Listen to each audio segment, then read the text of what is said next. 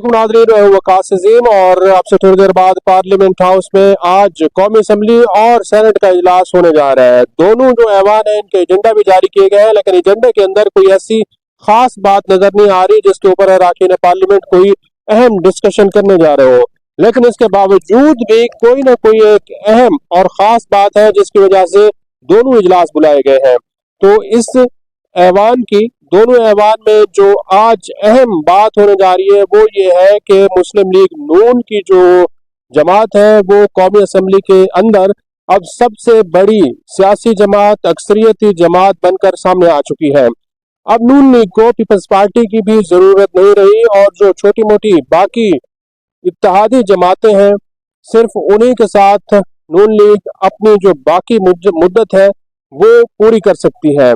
तो सियासी जो पेश गोइयाँ हैं या सियासी जो तबसरे हैं वो ये किए जा रहे हैं कि अब जो नून लीग की हुकूमत है उसने जो अहम कानून साजी करनी थी वो मुकम्मल कर ली है। ख़ासतौर पर 27वें आईनी तरमीम के बाद जो अदलिया का सेटअप होना था वो अदलिया का हो चुका है। जो फौज के अंदर तब्दीलियाँ आनी थी वो भी कर दी गई हैं, क्योंकि 25 नवंबर के बाद नवंबर के आखिरी हफ्ते में चीफ ऑफ डिफेंस जो है वो अपनी 5 साल मुद्दत का आगाज कर रहे हैं।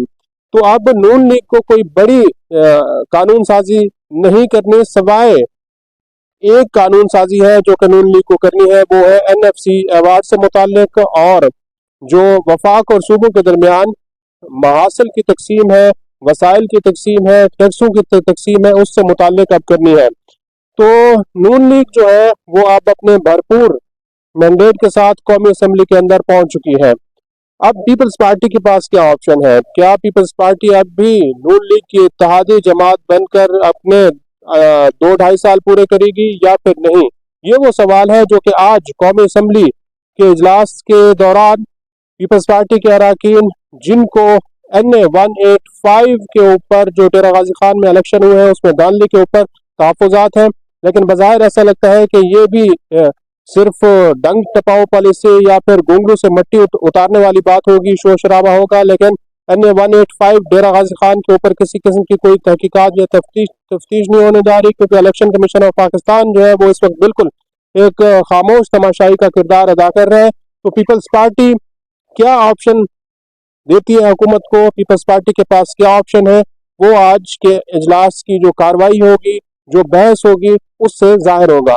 तो आइए आपको दोनों ऐवान की जो कार्रवाई है वो दिखाते हैं और अरकान पार्लियामेंट क्या कहते हैं वो भी आपको सुनवाते हैं। इन्होंने पहले तो इसका तो फॉर्मूला ही ये था कि जो सेकंड नंबर पर है वो जो है उसके मुकाबले में नून लीग, या अगर नून लीग का सेकंड नंबर पर इलेक्शन फरवरी 2024 में आया है तो पीपल्स पार्टी नहीं खड़ा करेगी उसके मुकाबले में। पहला तो ये इन्होंने वायलेशन की। दोस्त मोहम्मद नंबर 2 था उस वक्त। ये जो है अब इस वक्त जो है दोस्त मोहम्मद जीता हुआ है, जीते हुए को फिर उसी अंदाज से इन्होंने अपने ही इत्तेहादी को भी हरा दिया है, ताकि पाकिस्तान मुस्लिम लीग नवाज जो है वो बगैर आसरे के, बगैर पीपल्स पार्टी के सहारे के वो सादा अक्सरियत जो है हासिल कर सके, और उन्होंने कर ली है। तो आप समझते हैं सर कि पीपल्स पार्टी की अब जरूरत नहीं रही?